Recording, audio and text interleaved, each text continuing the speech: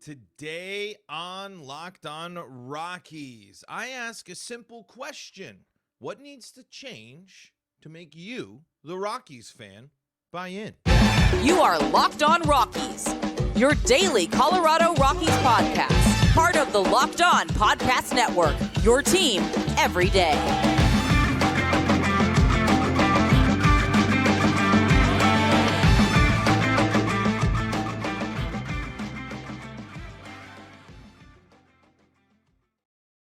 Rock on Rockies fans, welcome into the Locked On Rockies podcast for today, the 4th day of October in the year 2023. I'm your host of the Locked On Rockies podcast, Paul Holden, bringing you your daily Colorado Rockies talk right here on the Locked On Podcast Network. And if your team is the Colorado Rockies, you're in the right spot. That's what we do around here. You can find us on your favorite streaming service. You can find us on the Locked On Rockies YouTube channel, where your subscription is the easiest and best way to help the show grow. To all of those that have subscribed and to all of those that have checked out the YouTube channel, thank you so much. I mean, to be a little behind the scenes here as we're in the off-season mode, the support's been great on the YouTube channel, and lots of people have been tuning in, and we got some great comments here. And you can fire off your hot takes. Let us know about what you're thinking about the Colorado Rockies, especially on this episode, where I'm asking a direct question to you, the Rockies fan out there, as we're navigating the offseason. What is it going to take for you to buy in? We're going to dive into that question, and I also want to highlight another big theme of what we talked about this year a few times, contradicting myself there on that one, but something we talked about a lot and something we need to see a lot more of by the Colorado Rockies next year. Let's dive into that and all sorts of Rockies baseball stuff today on the episode. But before we do that, today's episode is brought to you by FanDuel. Make every moment more. Right now, new customers can bet $5 and get $200 in bonus bets. Guaranteed. Visit FanDuel.com/locked-on to get started. Okay, so we're wrapping it up. We're recapping the season, and we're going to dive deeper into players and such. And I'm going to hopefully reach out to our guys over there at Purple Row with their they're doing all their player rankings, and we'll have to pick their brains a little bit about their players, their thought process, and stuff like that as we're recapping the season. But I wanted to think about what has to happen this offseason in order to get you to be. I'm saying buy in. I'm saying what has to happen for Rockies fans this offseason to make them sit there and say, I'm in on the Rockies again. I'm excited about the Rockies. It's not a maybe. I want to think about the moves that the Rockies would have to make in order to say, for the apathetic Rockies fans out there to say, okay, I like this. I don't like the big bubble I just had in my throat there, but I like these moves. I like this team. I'm interested in supporting this team. I'm, the whole nine, watching games, going to games, following the team, XYZ, real, genuine interest. And while I think that is still a bit off, especially in the grand scheme of how complicated and crowded Colorado sports are, with an interesting potential that could be interesting wrinkle for the Rockies could be WNBA expansion. I believe they are talking about expansion tomorrow, and Denver, I believe, has long been rumored to be a front-running team. So the sports landscape in Colorado is only going to get more crowded, and we already know how much attention is paid to the Broncos, no matter how successful or unsuccessful they may be. And right now, the Avs and the Nuggets deserve to be the talk and the fever and the focus of the town, especially the Nuggets being the most recent champion, and the Avs still very much in a position to make some noise and be a playoff team. Those two teams are doing it right. Those two teams have took what was a ton of apathy for mostly Nuggets fans. I think Avs fans have had a long history of passion. But the Avs navigated being one of the worst teams in hockey and got back, and now they're a big deal, and now they're a hot ticket. Now they're a big name in the NHL once again. And like I said, Nuggets, top of the order with one of the best players, if not the best player in the entire league. So are those the type of moves the Rockies have to make? Do the Rockies have to go out and get every big name free agent starting pitcher this year to get fans back interested in Rockies baseball? Is it immediate big splash, go out there and just open up that wallet, Met style, bring people in? Is that what Rockies fans are looking for? I don't think that really is the case. I think what would need to change for Rockies fans to buy in, to be confident in this, is a team showing change. Is a new sort of regime. It's a new era of someone that's not as closely connected to Dick Monfort. Someone who's maybe not been in the organization and promoted from within, or continuing to trot out the same managerial and coaching staff. I think that's what Rockies fans are looking for right now. I think Rockies fans are more concerned with the overall structure of the organization than just the pieces on the roster. I think a lot of fans that watched this year and looked to see how the rookies did and how the young guys performed, and at least the small sample sizes we got from veterans like Chris Bryant and Brendan Rodgers, mixed in with a solid year from Ryan McMahon. Again, was he one of the best in the business? Defensively, yes, but Ryan McMahon still finishes as a 2.9 WAR player, so he is an above-average player by 2 games, nearly 3, really, when you go up. So Ryan McMahon, you might be underwhelmed by. You might not think he's playing up to that full potential, but he's still someone that contributed, and same with the other Rockies rookies. But the Rockies just kind of top out there. So is it just coaching? Is it just the front office? That's how you change everything, though. I think the biggest change that could happen is a change in culture, a change in philosophy, a change in mindset. That's what I think would get people excited about the Rockies again. Mixed in with this new wave of exciting young players. There is more to be excited about the Colorado Rockies next year than there was going into this year. You can sit here and we can go through the offseason and we can go through everything feeling a tad bit more hopeful about the youth movement of the Colorado Rockies. But everything else surrounding that, surrounding development, surrounding philosophy, surrounding approach, surrounding getting better, that's where the question marks remain. Because I want to see, I mean, of course, I want to just see, if they replicate, that's great. If it's consistent and they're able to do things and cut down on strikeouts and show some improvement as they go into a lot of their second years or second and a half year, with the weird service times and stuff, second, third years of major league experience, it's a big year development-wise. And when I sit and I think about the issues about the Rockies, the development and the steps forward are where I get concerned. Because the Rockies need more than what they're getting on the field. And the Rockies have players it feels like we can be getting more out of, or there's more there. But we haven't been able to reach that. So is it likely that's going to happen? Is there going to be a big shakeup this offseason? And would a big shakeup make you buy into these Rockies?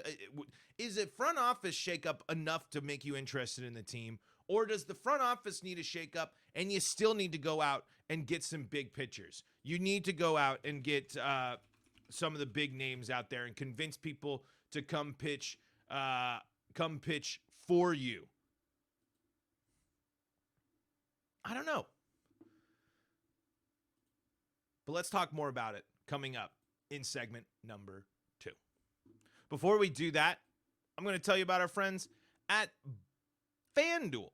FanDuel's got you covered with not only all your NFL action as it's in full swing, but they got you covered for the playoffs as well. If you want to go check out all the prop bets, if you want to check out over-unders, if you want to check out all the action for the Major League playoffs, well, check it out. And you can snap into action this NFL season with FanDuel, America's #1 sportsbook. Right now, new customers get $200 in bonus bets guaranteed when you place a $5 bet. Yes, that's right. $200 in bonus bets guaranteed when you place a $5 bet at FanDuel. And that's if you win or lose. So don't worry about it. Just place that $5 bet and you're going to get that $200 in bonus bets when you join FanDuel today. If you've been thinking about joining FanDuel, there's no better time to get on the action. Like I said, football, baseball, playoffs. For a guy like me, prime sports time. I wish the Rockies were there. I love the postseason baseball mixed in with my football. Get in on the action at FanDuel.com/lockedon. That's FanDuel.com/lockedon. Kick off the NFL season and enjoy the playoffs with FanDuel, official partner of the NFL.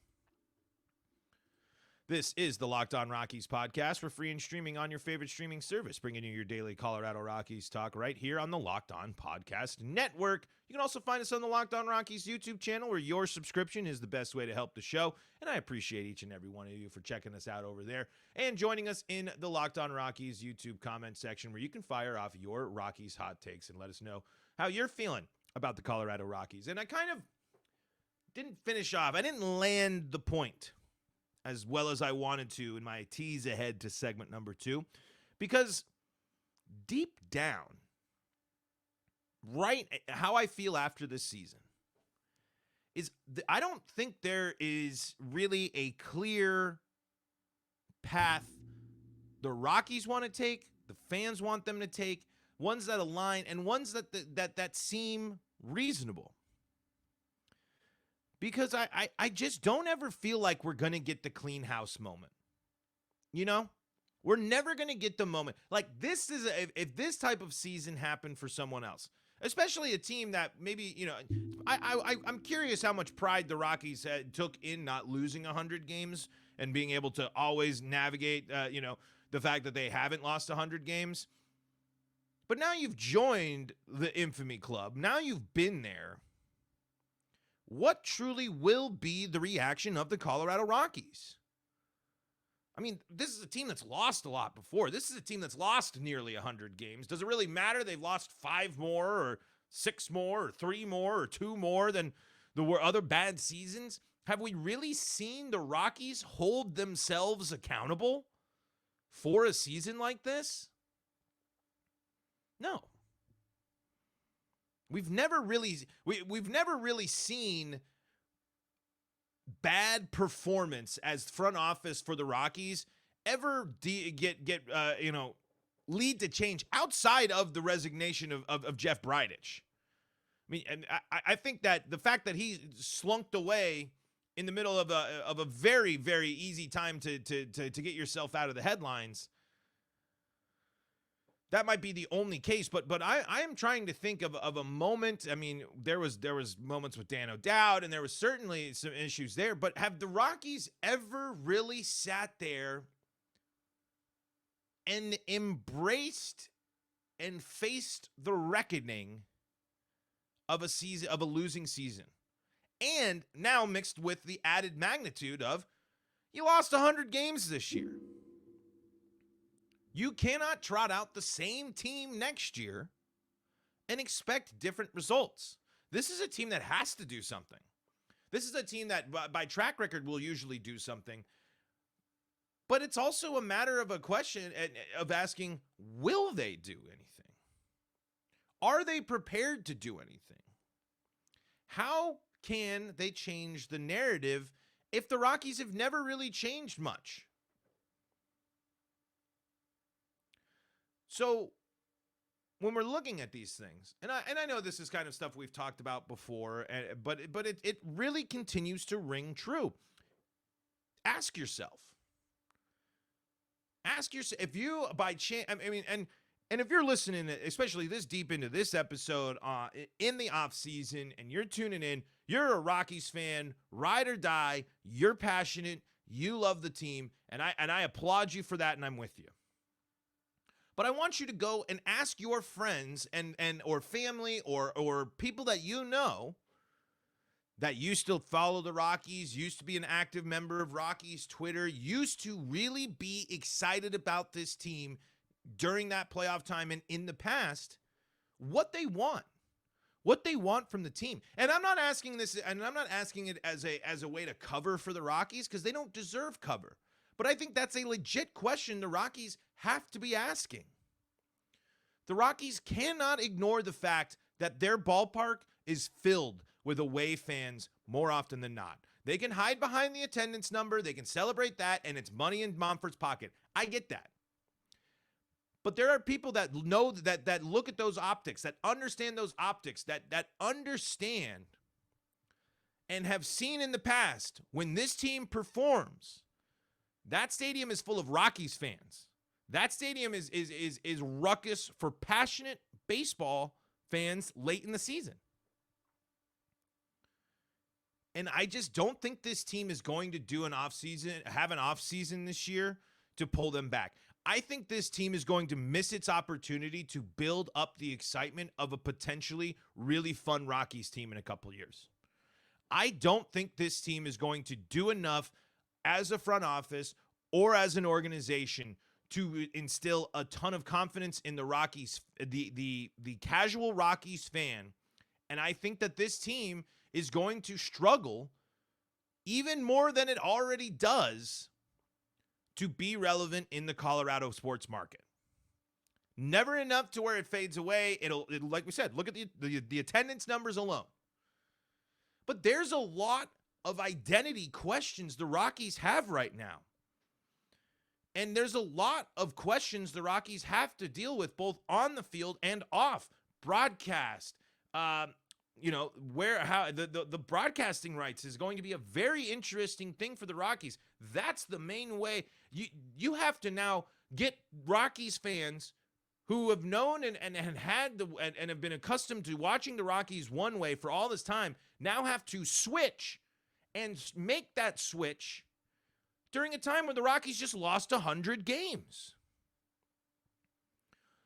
So when we look for what has to change to get fans to buy in, the team has to fully buy in to rebuilding and redemonstrating that this team can be successful. And on top of that, they need to make it sustainable, and they need to back up their commitments like they say they're going to do. They need to build aggressively when they have the opportunity to do so. Because if we get another year of solid play from these rookies, but they're sunk by the fact that the Rockies don't have any starting pitching depth, that's a big problem. That's a big issue. And since the playoff teams, the Rockies have gotten worse season by season. The trend needs to be reversed. But the fact of the matter is, there's no signal that it's going to be changed from within the organization. So we have to hope that the Rockies are going to get a massive second half from their starters and hope that these starters that have already shown concerning trends of regression are going to be back to their old selves, back to the competitive times, back to their years ago pre-surgical performances. So my questions and my issues with the Rockies, again, are more so focused on the front office, and I wonder if that's how Rockies fans are feeling. But maybe I'm wrong. Maybe the focus shouldn't be so much on the front office, but the front office is intertangled and connected to every part of this franchise, every decision that's made. So you can't really forget about it. And most people, when criticizing the Rockies, call for a sell of the team and call for a lot of other things. So the focus is on the front office. I think some of the best changes the Rockies could make would be within their organization for this team to go out and bring in new ideas. We've talked about this in other off seasons. This is now entering off season number 3 since one was a weird off season with the strike. Anyway, the plan for the Rockies will only come together if the leadership in charge truly believes in this team, which it seems like they do with their confidence, but not only truly believe in this team, but believe in the times to punt and make changes and make the appropriate changes. And I just don't think they will, even with what they showed us this year. at the trade deadline, et cetera, and moving on. Again, I think that was a moment for Rockies fans to raise your eyebrow and say, that's interesting. But if a team doesn't experience any other changes outside of a trade away at the deadline after losing 103 games, after now 3 seasons in a row of regression and bad play, that's the bigger issue. So I think what needs to happen to get Rockies fans, what needs to change to get Rockies fans to buy in, it's this team needs to reevaluate the organization from within the front office, reevaluate the coaching staff. They're not going to fire Bud Black. We know that. That one ain't going to happen. But pitching, like that one has to be looked at this offseason. You have to reevaluate your approach to pitching, your philosophy to coaching pitching, because it's been bad. B-A-D, exclamation point, underline. Yes, there are moments of great bullpen point. Yes, there's a blah, blah, blah, blah, blah, blah. We saw what happened. We've seen the lack of depth. So this organization needs to do something to address that, and I don't think they will. That's what gets me fired up. Because I think the window and the window of opportunity is already so hard to open for the Rockies, and getting attention, even within your own market, is going to get even harder as Deion Sanders dominates Boulder, as the Broncos continue to be part of the undeniable machine of the NFL, no matter how bad or how many historic losses they have, and the Avs and the Nuggets are great, and Denver University is great at hockey, and there's just so many things, and like I said, and mentioned off the top, the potential expansion of a team that plays in the summer.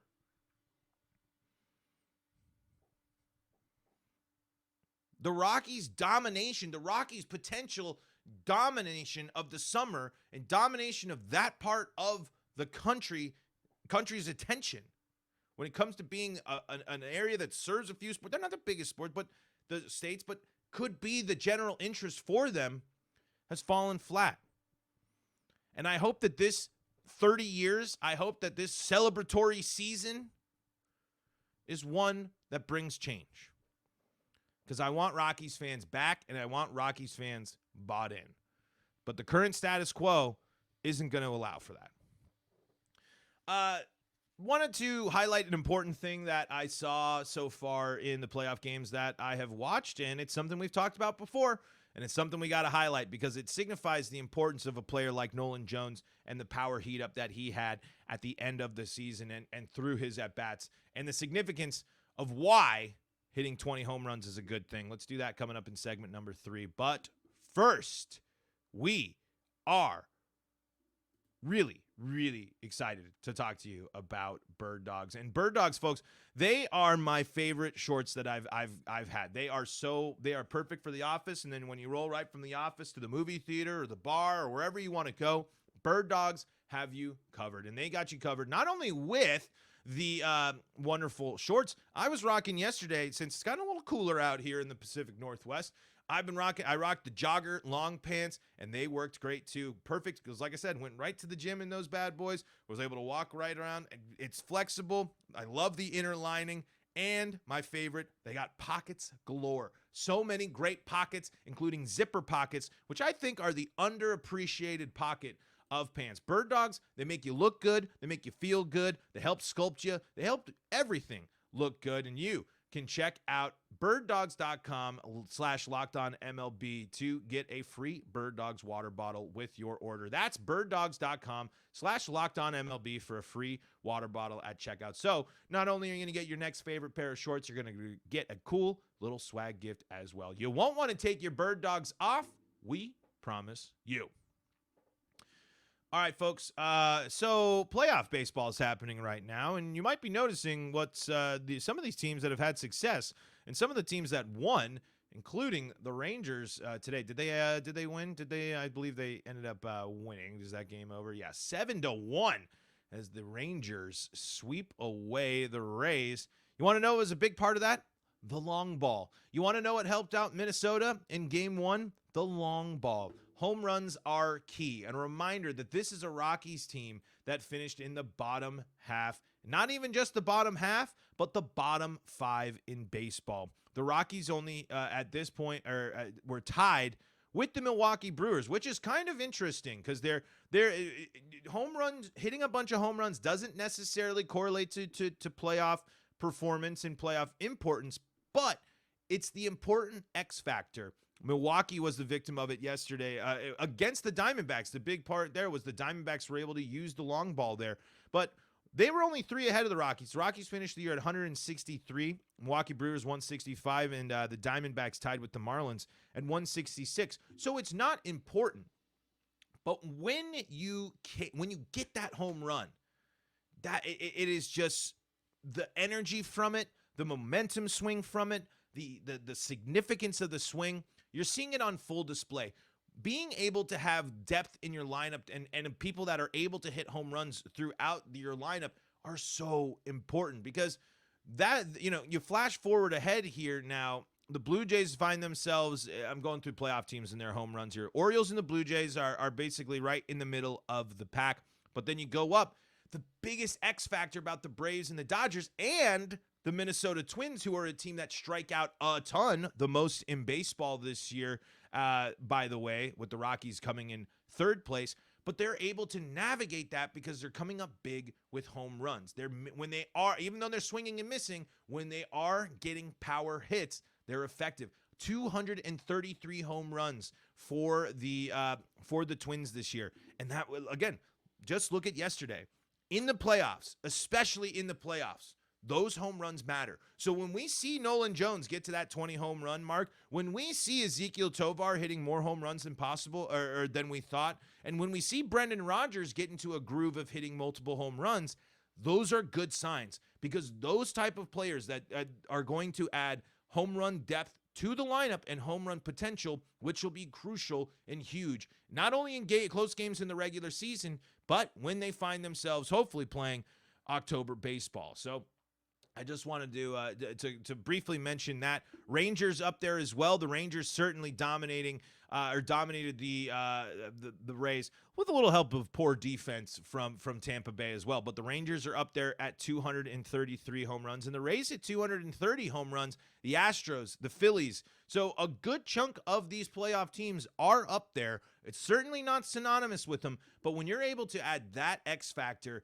that's a big deal. When you're able to be that much better at hitting home runs than your opponent, it makes your offense the bigger threat, and it makes you able to take down things, especially when you're counting on, if you're able to blow up a game early with a home run, say you're going up against Milwaukee and their really good pitching staff, if you can get out and get ahead early with even a solo shot or a 2-run blast, that's exactly the way to capture the momentum and get you rolling for the postseason. So I really want to see the Rockies become a bigger threat when it comes to power, and I really want to see these guys continue to make strides to being a team that hits more home runs, because the Rockies will be a team that benefits greatly from that, and it should be a tool for the Rockies, not a hindrance, and it really shouldn't. The team that gets tagged with the most offensive friendly ballpark in baseball shouldn't be at the bottom of the list when it comes to hitting home runs.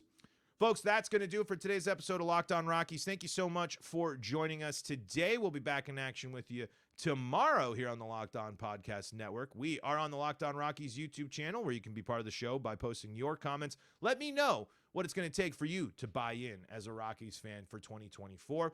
And you can make your second listen to Locked On Broncos, Locked On Avalanche, Locked On Nuggets, and Locked On Buffs podcasts. Like I said, lots going on in Colorado sports, and the Locked On Podcast Network has you covered. Until next time, this is Paul Holden saying so long from the Locked On Rockies podcast.